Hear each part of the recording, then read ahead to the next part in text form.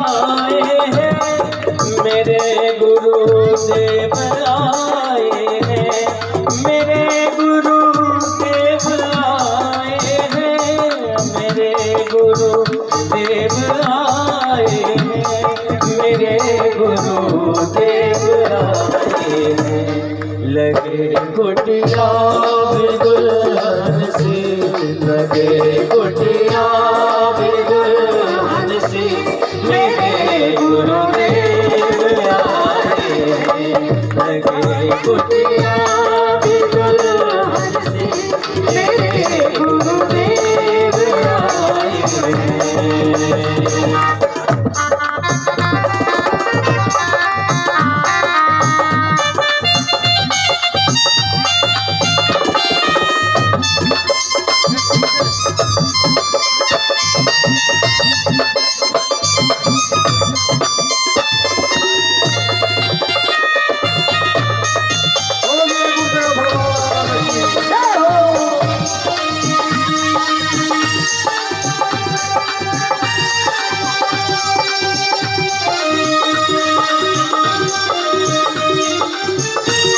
पधारो इनके चरणों को बहाकर प्रेम की गंगा, पधारो इनके चरणों को बहाकर प्रेम की गंगा, बहाकर प्रेम की गंगा।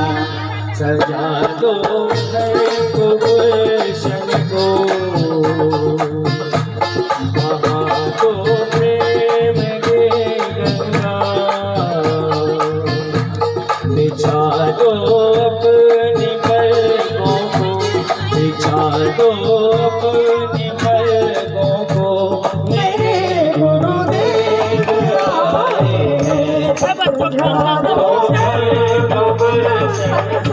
मेरे गुरुदेव आए हैं, मेरे गुरुदेव आए हैं, मेरे गुरुदेव आए हैं।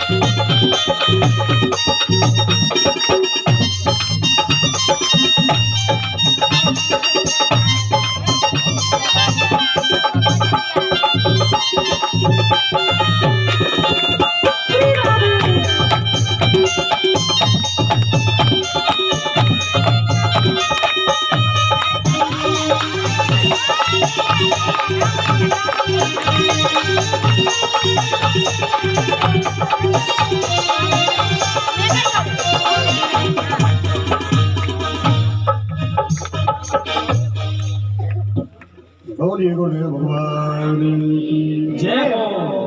नीचे देख के बेटा, नीचे देख के सामान रखा हुआ है।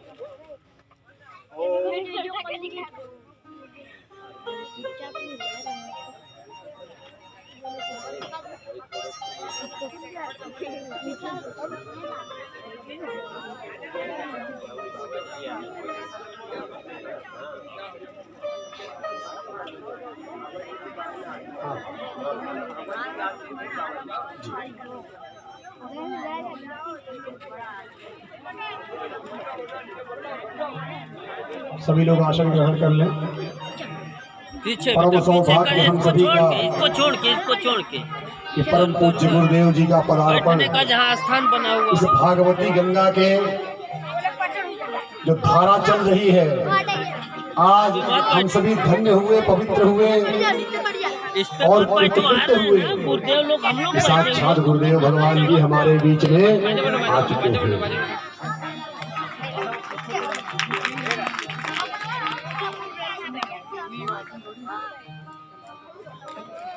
आपने कथा में श्रवण किया था कि परीक्षित को जब श्राप लगा तो गंगा के किनारे जाकर के बैठ गए थे।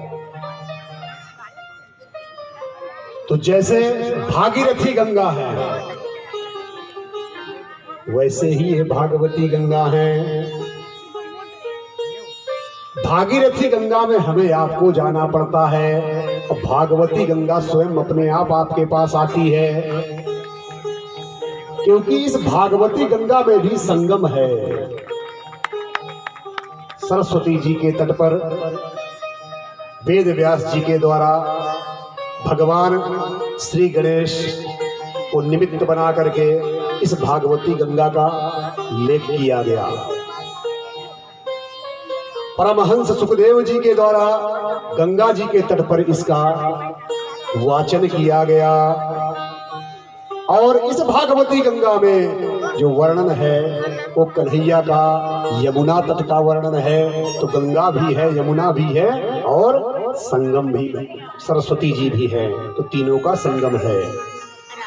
लेकिन जब परीक्षित महाराज गंगा तट पर बैठे,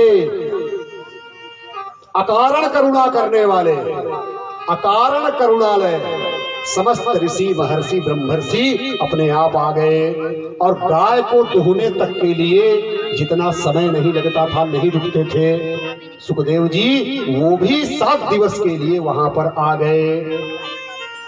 तो इस भागवती गंगा का यहाँ प्रवाह हो रहा है। हम सब कितने बड़भागी हैं कि परम पूज्य गुरुदेव श्री योगेश जी महाराज का पदार्पण हुआ है। बोलिए गुरुदेव भगवान की जय। धन्य धन्य आप, धन्य धन्य हम। आपको बताया था कि हमारे पिताजी महाराज जो संस्कृत महाविद्यालय के सेवानिवृत्त प्राचार्य है, इन्हीं के अनुग्रह और आशीर्वाद से आज हम ये वाचन कर रहे हैं।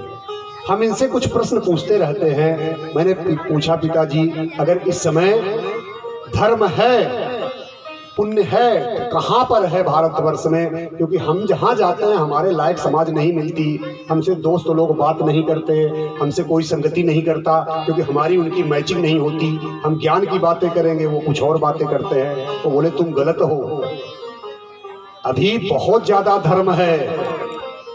अगर धर्म नहीं होता तो ये कथाएं नहीं होती, क्योंकि विश्वामित्र महाराज के समय में यज्ञ करना मुश्किल हो गया था। वो कौन सा युग था? त्रेता। तो कलयुग में कथाएं हो रही हैं, यज्ञ हो रहा है, हवन हो रहा है, इसका मतलब धर्म है। तो हम बोले हमें देखना है। तो बोले इस समय तुमको नर्मदा क्षेत्र में ही धर्म दिखेगा। न ये कभी आए थे नर्मदा क्षेत्र, न हम कभी आए थे। तो हम उस समय की प्रतीक्षा कर रहे थे कि नर्मदा क्षेत्र में कहाँ धर्म है। तो हमको ऐसा लगा, कल आपके जो गांव में भी भ्रमण किए, लोगों से मिले, जो दृश्य देखे, घरों में गायें बंधी हैं, दीपक जल रहे हैं गोधूली बेला में, तुलसी का बिरवा लगा है, लोगों के गले में तुलसी की मालाएं पड़ी हुई हैं। साक्षात द्वापर का गोकुल आकर के इस जाजम खेड़ी में विराजमान ऐसा मुझे दिखा। और अहो भाग्य की पूज्य गुरुदेव जी के चरण कमलों का दर्शन करने को हमें सौभाग्य मिला, हम धन्य हुए। पूज्य गुरुदेव जी से केसरी चरणों में नमन करते हुए और आभार व्यक्त करते हुए इस व्यासपीठ से आशीर्वचन हेतु निवेदन हमारा है कि गुरुदेव 2 शब्द के द्वारा हमें और हमारे इस भगवत मंडल को